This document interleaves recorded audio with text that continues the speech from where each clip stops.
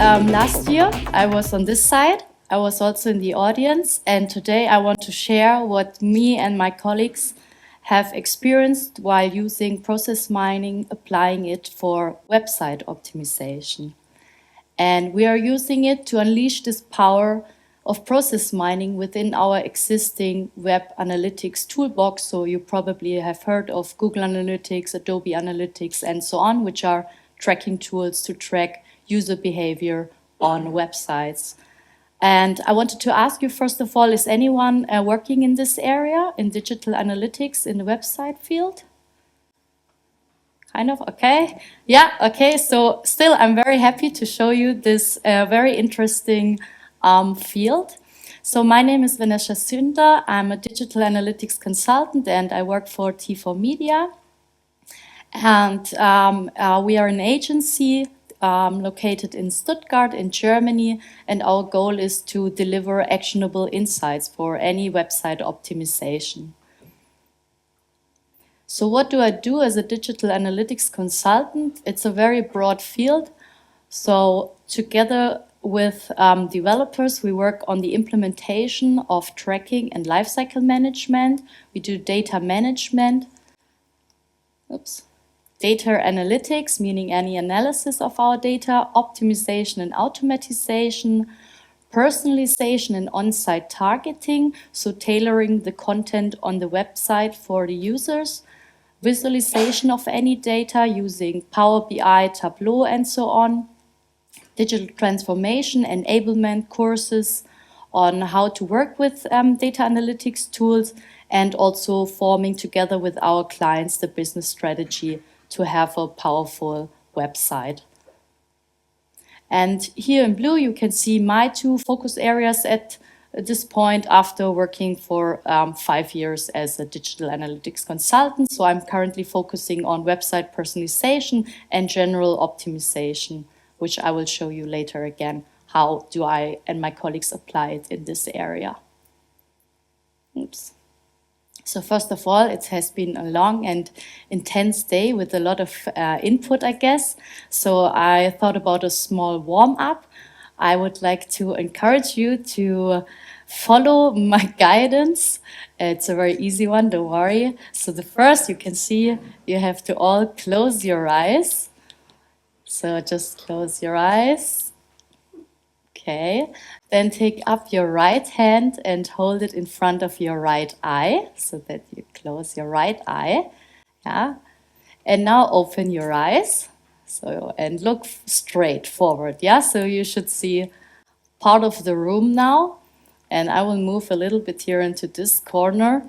And now you can try without moving your head to see me. Yeah. Okay, now you're allowed to turn your head. You can do so and look at me. Okay, go back to the middle, please. And now open your hand, take them off your hand. Yeah, and now you can see me probably, right? So, and what this means for me personally is disco actually.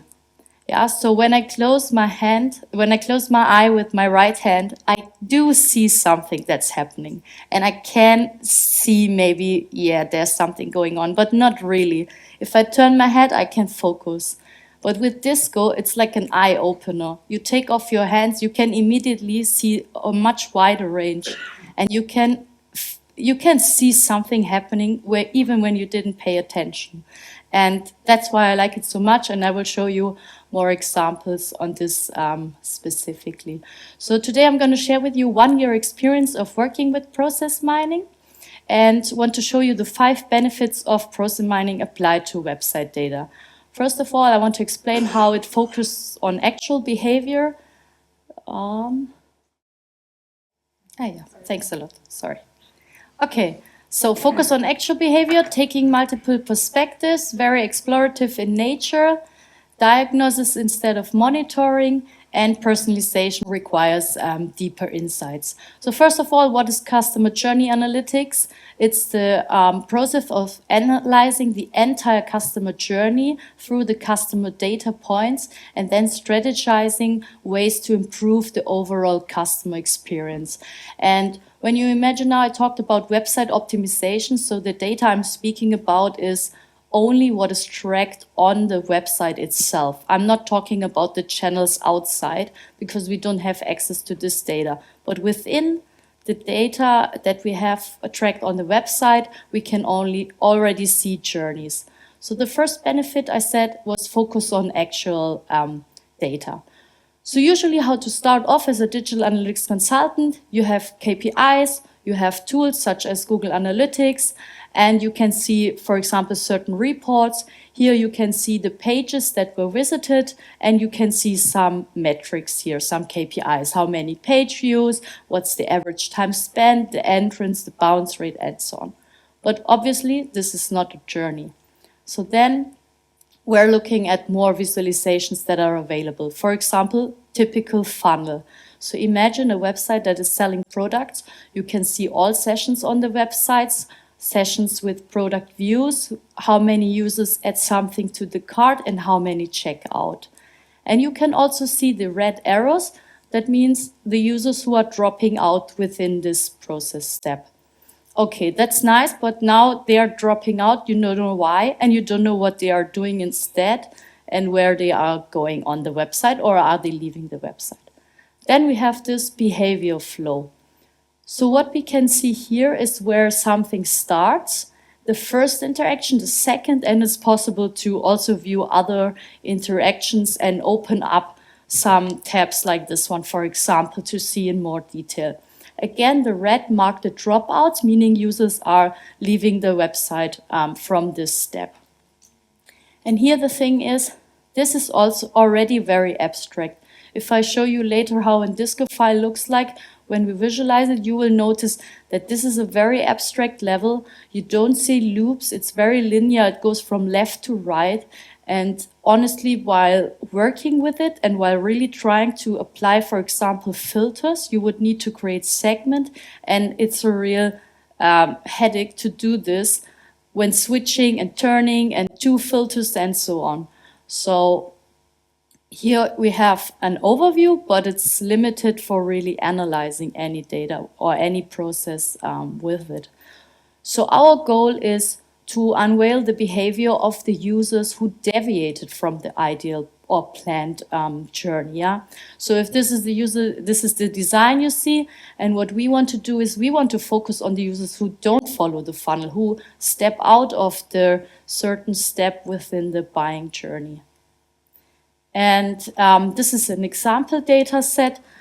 But as you've seen also from the other presentations, the typical spaghetti graph, and this is what happens when you turn the activities on 100% plus the path.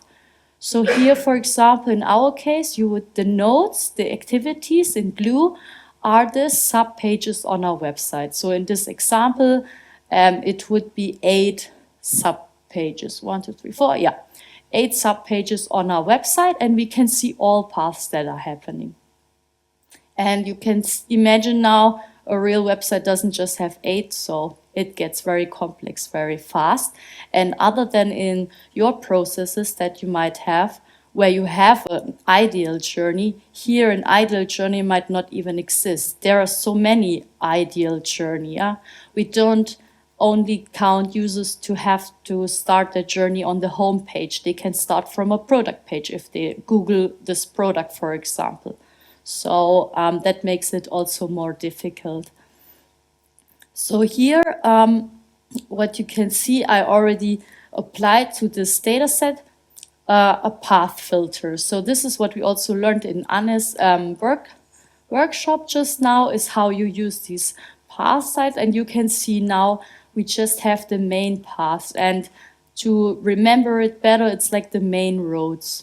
Yeah, so we have the main traffic flows. You can see we still have all the 8 nodes because they are set to 100. And we can also turn down the activity slider. So now you see we just have 4 nodes. And in our case of website, this would be, we only look at the 4 sub-pages with the most traffic on it, where the most users are visiting. Oops. So it's maybe easier to remember if you call it the main sites, so to say. Yeah.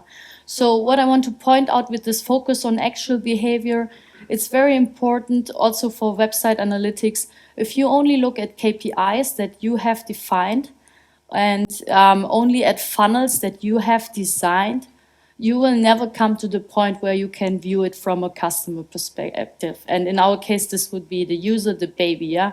So you do have to look at the actual data to figure out how is it for the user and where are the bottlenecks and the problems. Then the second point, the benefit is to take multiple perspectives. So a customer journey can be seen as various macro and micro perspectives. So it can be the whole lifespan that a person has with interacting with a certain company. And it can also be, for example, here in a journey in days and hours, or a moment that's just a second you are on the website itself. And this is very important to define in advance what we want to look at. And we can see with GA4, for example, now, which every company has to switch now from Google Analytics Universal to GA4, that this customer journey, so the focus on the user and not on a single visit, but on the whole visits of one user becomes more and more important. And that's why process mining is doing as well. So the basic setup, ID, timestamp, and activity. So our ID is the user on the website. Our timestamp is for the user behavior on the website. And the activity, in our case, for the basic setup is the page name. So on our website, the pages that the users visit. And we also add other context information we have seen in the other presentations as well that are helpful later to filter for any other perspective that we want to take.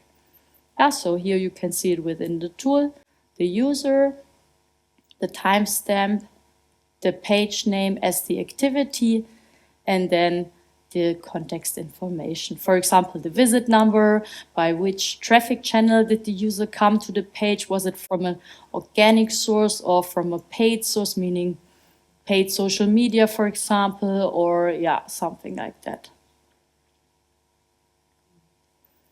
So this was the basic setup. And here I listed again what you can put into Disco, but we also use it for other areas or more specific areas, website personalization. So we have initiatives that we are applying to the website using A/B testing to figure out if these website personalizations actually make sense and generate a good conversion or an uplift in our goals. And so there we also put in additional variables that track, for example, our personalization initiative. And then we can measure the effects and see it not only in KPIs, but again, we can analyze the whole journey. Yeah, and then we also have activities combined. Just want to show you what's possible. Also was part of Anne's workshop. So you could also have two activities, not only the page name, but also define the traffic type.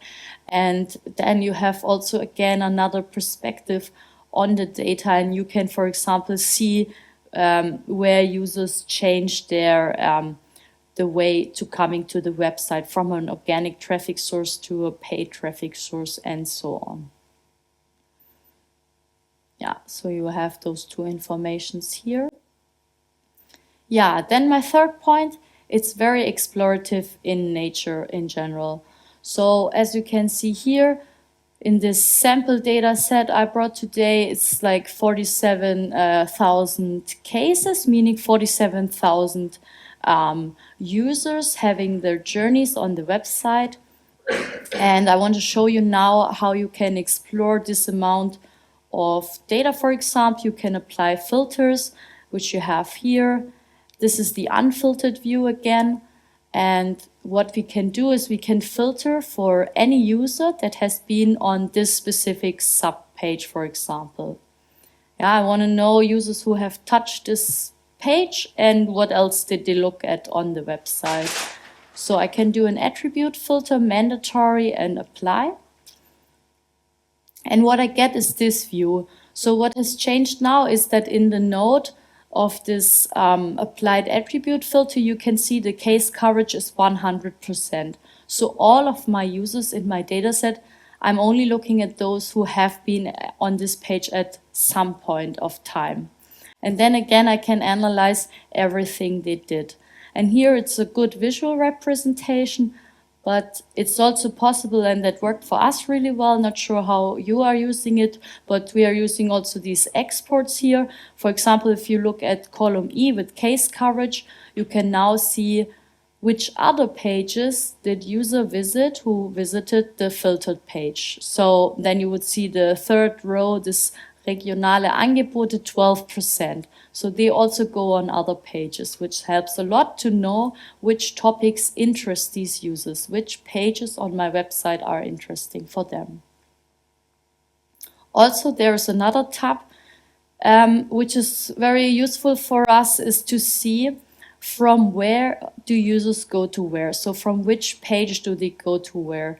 And here again, this is how you can read it. So from the first entry in column B, An- und Weiterreise, how many of them go to the sixth row, Zeitkarten, 3%. And this matrix, when you use also the sorting functionality, it's actually a representation of what you see in the process map, but here it's in a tabular form and you can sort it, and it worked for us really well. And then we have the endpoint filter. So imagine you want to look at users that have been on a certain page, and from that point onwards, you want to know where else did they go, on which other pages from that point onward. So when we apply this here, you can see the dark blue, again, it's 100%. So we're cutting off all the stuff that happened before. We're looking at users that were on this page, and then what did they do afterwards? On our website. So now we come to the fourth point. In total, we have 5. So diagnosis instead of monitoring. Monitoring is everybody, now that I know, every client has dashboards all over, and they have KPIs, and they measure trends and upward, downward, red, green, and so on. And everything looks nice. It doesn't matter which visualization tool, Google, Looker Studio, Power BI, Tableau. But the question is, okay, you monitor it. And now what do you do if you see a red number? How do you know where this comes from? How do you know how to solve it? Also a change, you will never figure it out. And then this is the point, this is good for noticing something is going on, and then you have to analyze why. And that's where actually this could then come into place. Also, again, with this funnel diagram here, if you want to improve this funnel, you need to check on how, and then again, you can use Disco. Once you figured something out, and that's what we did, figured something out with Disco, we did an A/B test. So what we did, we have our initial website, we have a suggestion for a change, which is our variation, and we implement it. And we have, of course, a certain goal, depending on the website selling a product, looking for subscriptions, and so on, and we measure it. And with this A/B test result, we can look at KPIs. Again, also this result, we can put it into Disco and see what happens. So we can see how users react to our optimization. And if they didn't click on it, what else did they do on our website? And the last benefit is personalization requires deeper insights. So what is personalization? I always remember this picture here. So everybody likes vanilla ice, but vanilla ice with individual toppings is better. And that's what a website is. A website is nice. I think everybody, like most websites, have a good, decent standard of what they are serving to their users. But if it would be individualized, it would be even better. And taste can change over time. So keep that in mind as well. And yeah, because users are so different, what most companies are doing, they are putting more and more content out. They are showing sub-pages, specific content to everybody. And what they should do instead is to tailor this content, to only show what's relevant for this specific user at that specific point of time in this user's journey. And yeah, now I want to show you some examples, and yeah, I invite you to make a suggestion what we could do with seeing this result, and maybe you have an idea. So the first example is, you see this in Disco, for example. You have a search page where users can look for products, and then you have different product pages. Yeah, let's say you have 10 products, so you have 10 product pages and one page where users can filter and can search. And you see this flow, for example, 10% are going from the search page, 10% of all users are going from the search page to the product page, and 5% are going back. And let's assume you know their product affinity, so you know which product the users like most according to the behavior, and you have other information. Do you have an idea for the website itself? What implication does it have? What could you do then? How could you optimize it? Or what's the problem here? Or not the problem, but what's something which you could optimize? Any idea? Maybe if they go to the search page, they don't find. Yeah, so first of all, we don't have maybe too many going from the search page to the product page, right? But we also have people from the product page going back to the search page. So why are they even going back? So our recommendation, for example, and I made this very basic here, but would be to highlight recommendations on the product page. So imagine your page would look like this. You have the search page with the filters and the products, and you have the product page. And what you could do here is could show a personalization by recommending other products, because then you avoid that user has to go from this product page back to the search page. He can immediately go to another product page. And this may sound simple, and yeah, you maybe can come up with this idea for other, like with other reasons, but the thing is, this is the first time someone actually looking at the process like this, because usually they just look very linear in the funnel and they don't look at this number of users going back. So this is showing the real potential of implementing something like this. And you can imagine now this has to also have a logic. So it has to be coupled with AI, with the recommendation functionality and so on. So it does make sense to look at the potential first before developing this whole thing, not knowing for how many users it's actually interesting. Then we have the next case. So we have a wild journey up there. And let's say this node in the middle is the point where the user completes a product configuration. So you can think of a complex product that you can configure, for example, a car or something like that, and you're at this point, and you have this image in Disco. Do you have any idea what this can tell you? It's like, yeah. So for us, and of course we had more information than just these two, but next best action for users. So who completed a product configuration. So the goal, you can see in Disco, in the screenshot, that users are going to multiple pages after that. Yeah, so there is not a single page they are going after. So on all those multiple pages they are going, actually, you can position personalized next best action, meaning call to actions buttons where you individualize for this user who has completed this product, and we have the context information about another step he took in the past or anything else. You can say, okay, this user, I will give him a direct contact, for example, if it's a car configuration, to a dealer. The next user, I think this person needs the pricing and leasing catalog and so on. So we can see the variety of steps happening after a certain step and allowing us to know on which pages it does make sense to personalize actually. And then in the last example, we have this screenshot exemplary, Is there anything you notice here? What you think one should pay attention to? So you see the green at the top, that's the starting point, and on the bottom is the end of the, let's say this is a real process, like, I mean, a website flow, for example, filling out a form with 1, 2, 3, 4, 5, 6 steps. Anything you would do here?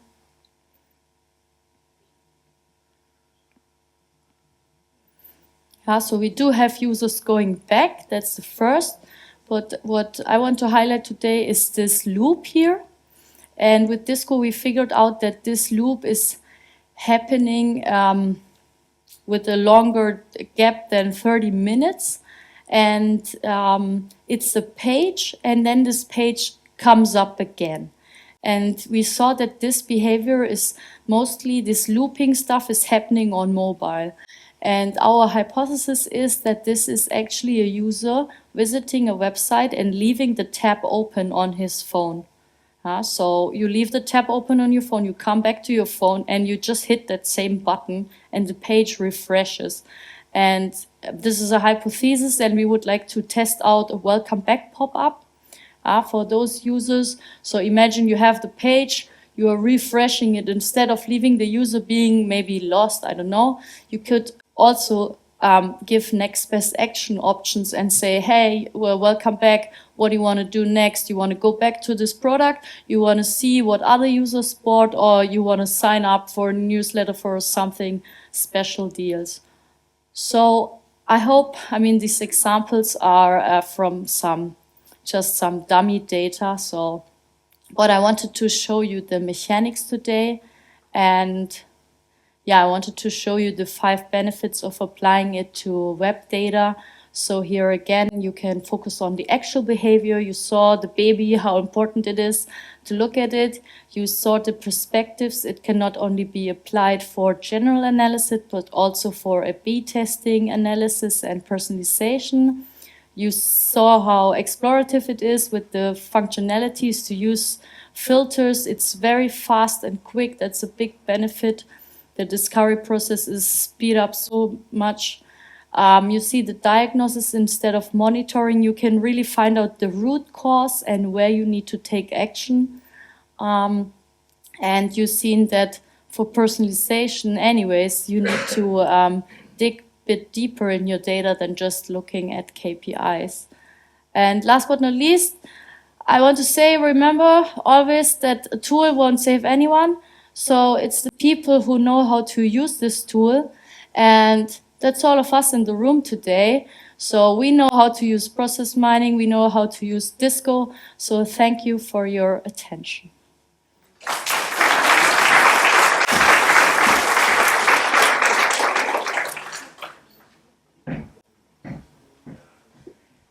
Okay, think about questions already. We have some time before we go.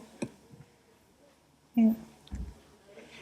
So yeah, I'm curious. Maybe while we're gathering for questions from the room, like about the interaction that you have with your clients, right? So, of course, it's their website, and you need to give them advice. So, how do you act with them? So, do you sometimes show them also some of the process maps, or is it more that you derive your recommendations and then show them the recommendations, for example, the personalization options as a result of that already? Or yeah, I think so. 1 year of working with process mining, we had different phases in collaboration with our clients. So in the beginning, of course, when using the tool, we wanted to share with them the perspective that you can take on customer journey analytics with Disco. So there, our challenge was to explain to the clients, how does this actually work?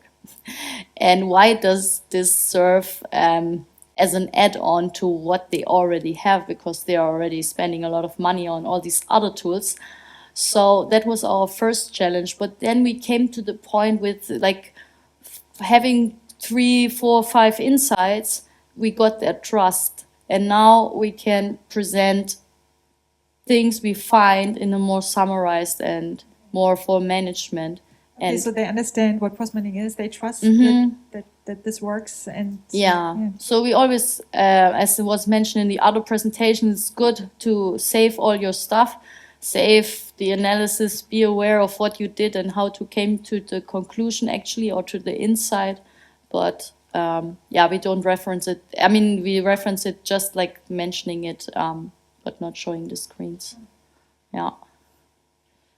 Any more questions for Vanessa? Okay, wait, we get the microphone to you.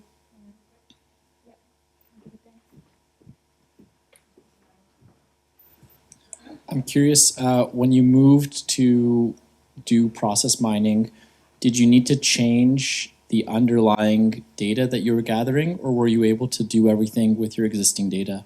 Like, did you find as you evolved, you started gathering different types of data specific because of process mining analysis? So yeah, I listened to all the presentations, and last year as well, I heard some areas need a lot of time for data preparation, but when it comes to applying it for website data, it's super straightforward. We could do this within the first half an hour. We already had results because everything is tracked anyways with the web analytics tool. So user ID is the user ID that the user gets within Google Analytics. Timestamp is there, and then page name, yeah. And then we build it up. So first we had 1 week of data. We just looked at it. Okay, what does it show? Then we said, okay, let's look at 2 weeks. Does it change? Because, you know, the journeys get longer, and yeah, depending on the product, the buying journey can be longer than 2 weeks, of course. And yeah, so we extended it. Also the context information, the other columns, one by one. We said, okay, now let's look at this. Let's look at this. Yeah. And we made us a plan, like we wrote down what did we already check and what do we want to check. So we were always going back and forth between having new ideas and getting the stuff done that we had in our mind. Yeah.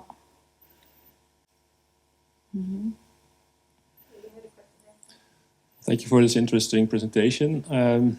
My question is in line with that one. We're also into a forensic field. So we're analyzing web logs, access logs from the internet, but raw data. And raw data is huge. Well, even if you try to import 5 or 6 days, then it would take several hours, even for Disco, to analyze the data. How do you overcome that one? Because that contains other data than just the web analytics data. Yeah, so the data that we have with our clients from GA is anyways going through data bricks, so it's stored on a data bank, and there we are using SQL, only taking the data we need. Yeah, so we're really not downloading any other stuff. We're only focusing on the columns we want to have.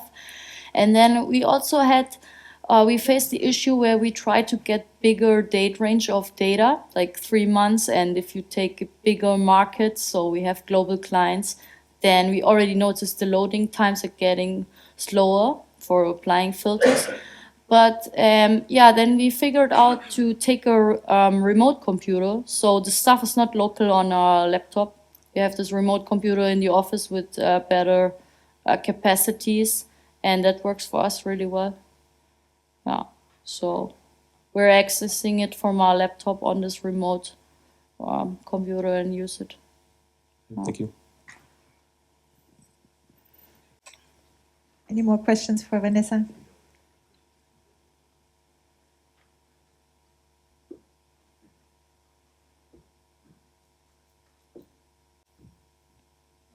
So maybe because we're just talking about size, I'm curious if you're analyzing large data sets and even on a separate machine, what's kind of the largest data sets that you have analyzed for your?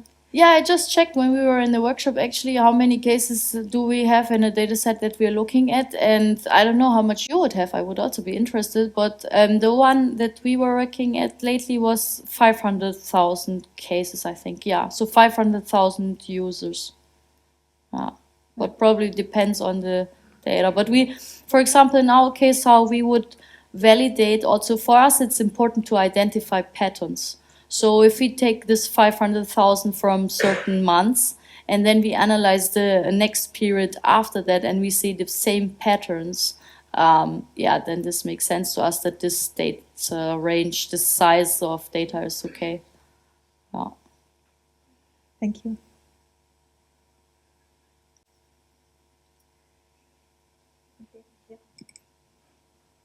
Well, now that we're talking about big data, I'm a little bit more interested even. If we're talking about a year's worth, like the trends that you're looking at could be going through cycles, right? Like depending on whether you're looking, if it's product purchase, Christmas trends and things like that.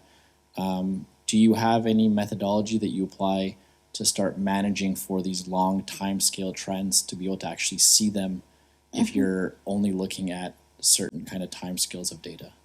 Yeah, so what we do when applying process mining, we switch between tools a lot. So I'm not just using Disco. I'm using Disco, Google Analytics, anything that exists out there actually, to be honest. And that's when you can, for example, you already notice a seasonality in Google Analytics. You would see it's, yeah, for example, certain products or more products being sold around Christmas or something like that. So you can already see patterns when things changes, and then you can focus the data that you want to analyze in Disco on this specific seasonality.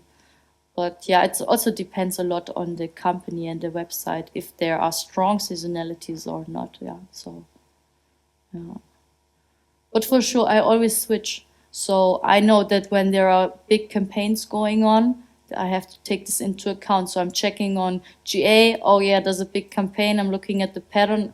I can also notice it there. So it's like, yeah, answering each other, you know, that something's going on. You would see it in both tools.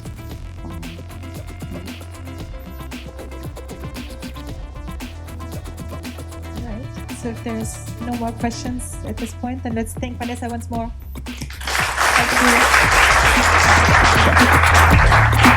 Thank you.